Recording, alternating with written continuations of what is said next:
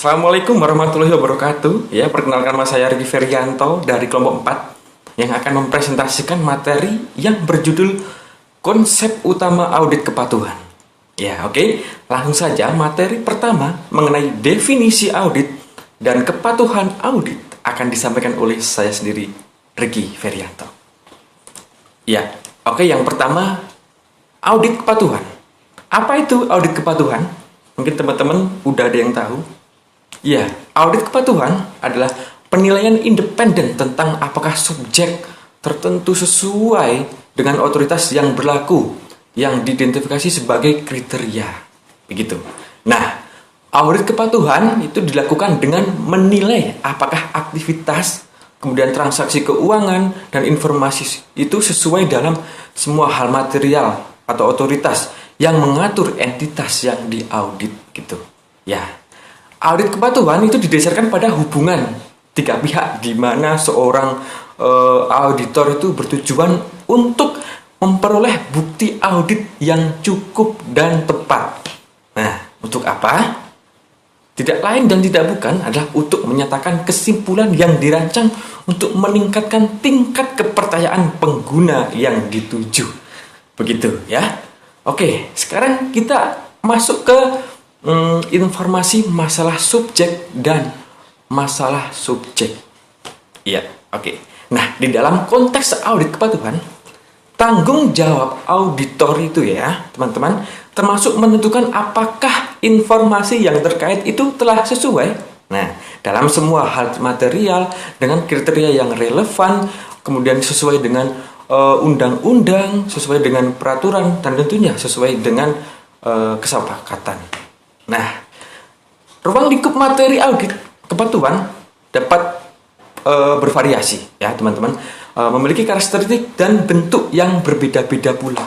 Nah, tergantung pada tujuan audit dan ruang lingkup auditnya. Oke ya, oke, selanjutnya kita akan membahas tentang otoritas dan kriteria. Otoritas, apa itu otoritas? Ya, otoritas adalah elemen paling mendasar dari audit kepatuhan. Nah, kenapa? Ya karena struktur dan konten otoritas itu melengkapi kriteria audit. Nah, oleh karena itu, kemudian membentuk dasar tentang bagaimana audit akan dilanjutkan di bawah pengaturan konstitusional tertentu.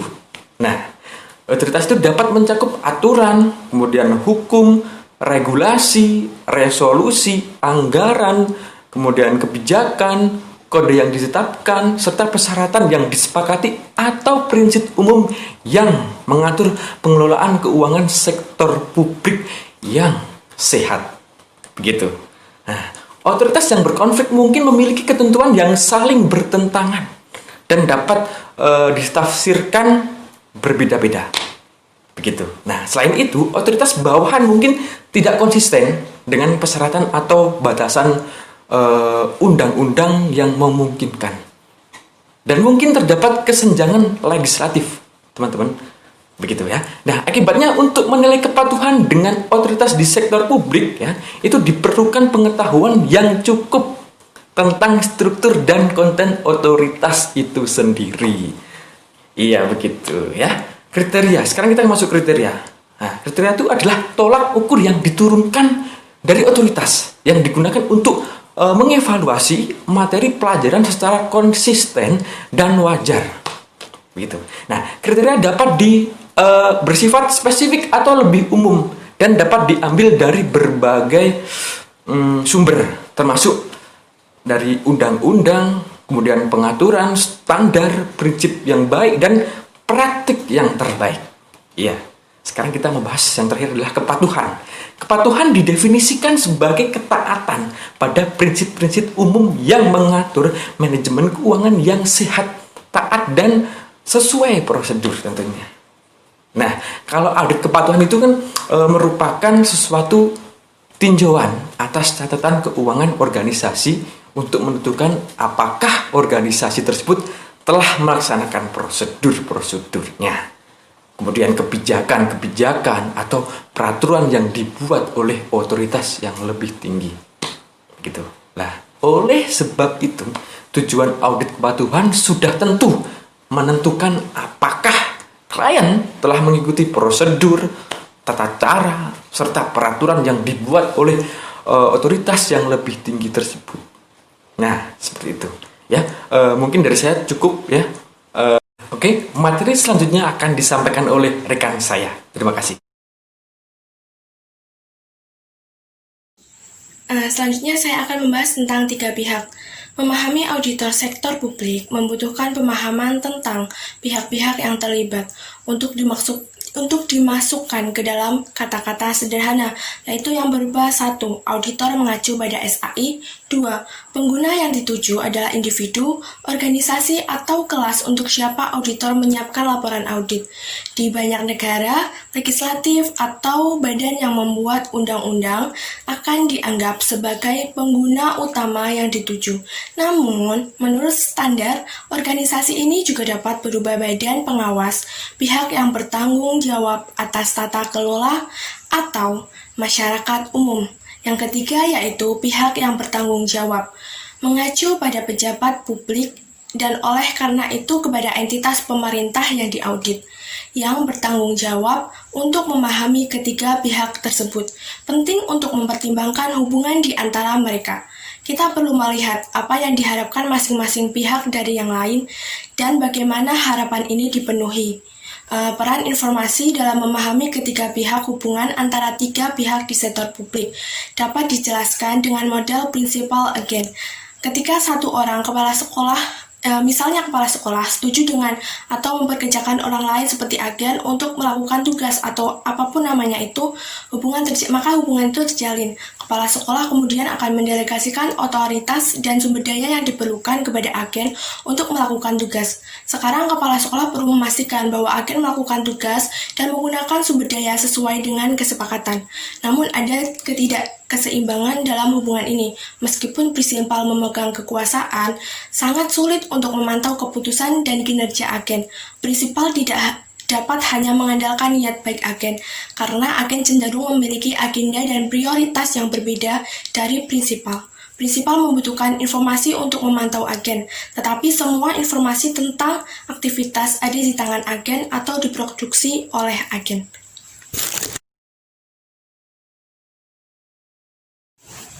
Kemudian yang selanjutnya yaitu membahas mengenai jaminan.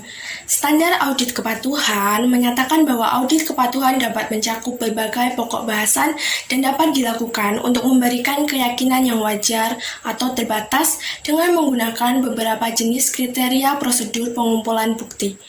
Auditor melakukan prosedur untuk mengurangi atau mengelola risiko dalam memberikan kesimpulan yang salah dengan mengakui bahwa karena keterbatasan inheren dalam semua audit, tidak ada audit yang dapat memberikan keyakinan absolut tentang kondisi pokok bahasan. Ini harus dikomunikasikan secara transparan.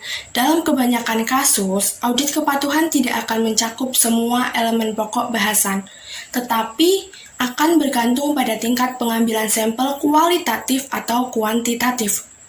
Kemudian, jaminan dalam audit kepatuhan dan audit keuangan. Penting untuk membedakan penggunaan jaminan dalam audit kepatuhan.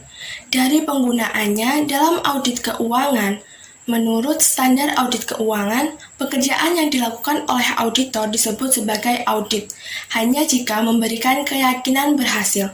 Selalu ada kemungkinan bahwa dia mungkin tidak mengidentifikasi contoh ketidaksesuaian dan oleh karena itu mencapai kesimpulan yang salah. Tidak mungkin memberikan jaminan absolut atau 100%. Tingkat jaminan akan diperiksa lebih lanjut dalam merencanakan audit, karena keputusan untuk memberikan jaminan terbatas atau wajar akan berdampak kuat pada desain audit.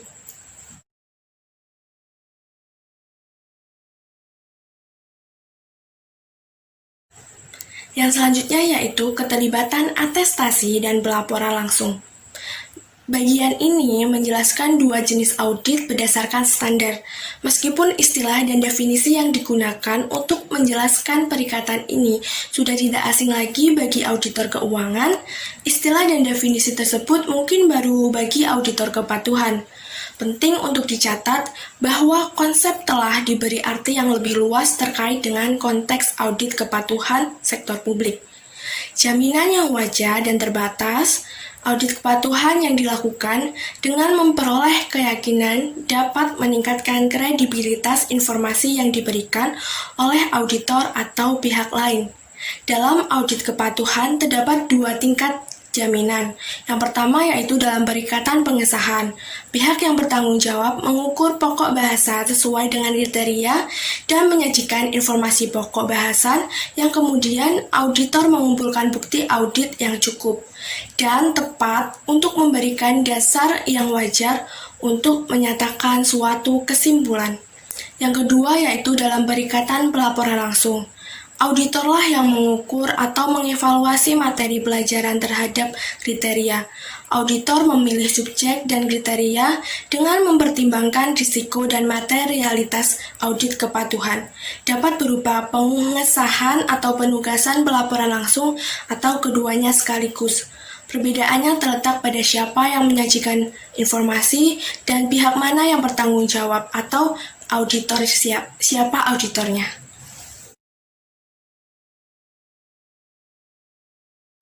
Di sini saya akan melanjutkan presentasi dari kelompok kami. Nah, di sini saya akan membahas tentang asersi dan audit. Apa sih itu asersi? Nah, asersi sendiri di dalam standar audit itu dijelaskan sebagai representasi eksplisit atau implisit yang diwujudkan dalam aktivitas, transaksi keuangan, dan informasi yang berkaitan dengan entitas yang diaudit yang digunakan oleh auditor dalam mempertimbangkan berbagai jenis potensi penyimpangan, bahwa entitas tersebut itu termasuk sektor publik. Selanjutnya adalah contoh asersi eksplisit, yaitu dituangkan dalam surat representasi manajemen.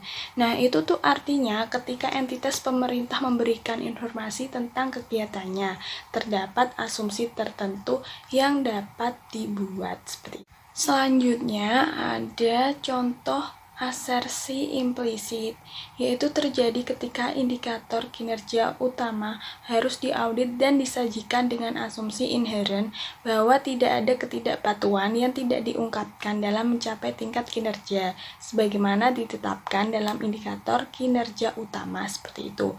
Kemudian asersi juga mewakili apa yang dicari auditor dalam auditnya. Untuk alasan ini, beberapa standar audit itu merujuk pada asersi sebagai tujuan audit keseluruhan.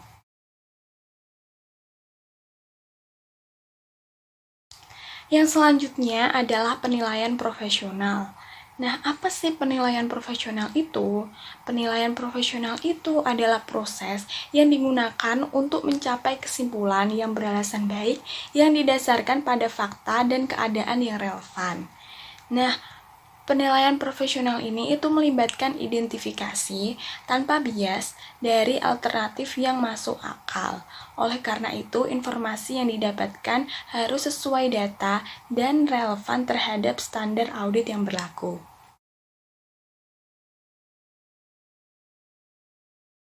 Selanjutnya adalah skeptisisme profesional. Nah, itu merupakan sikap yang mencakup pikiran yang mempertanyakan dan penilaian kritis terhadap bukti audit. Nah, sikap ini diterapkan oleh auditor untuk mewaspadai kondisi, keadaan, dan informasi yang mungkin menunjukkan ketidaksesuaian material dan untuk menilai bukti audit secara kritis. Nah, skeptisisme profesional itu mencakup kewaspadaan terhadap bukti audit yang bertentangan dengan bukti audit lain yang diperoleh oleh auditor. Kemudian, informasi yang mempertanyakan keandalan dokumen dan tanggapan. Nah, mempertahankan skeptisisme skeptisisme profesional selama audit itu diperlukan auditor. Nah, itu digunakan untuk mengurangi resiko. Yang pertama adalah menghadapi keadaan yang tidak biasa. Kemudian yang kedua, terlalu menggeneralisasi saat menarik kesimpulan dari observasi audit. Yang ketiga adalah menggunakan asumsi yang tidak tepat dan menentukan sifat, saat, dan luas prosedur audit serta mengevaluasi hasilnya. Sekian dari kelompok kami, terima kasih.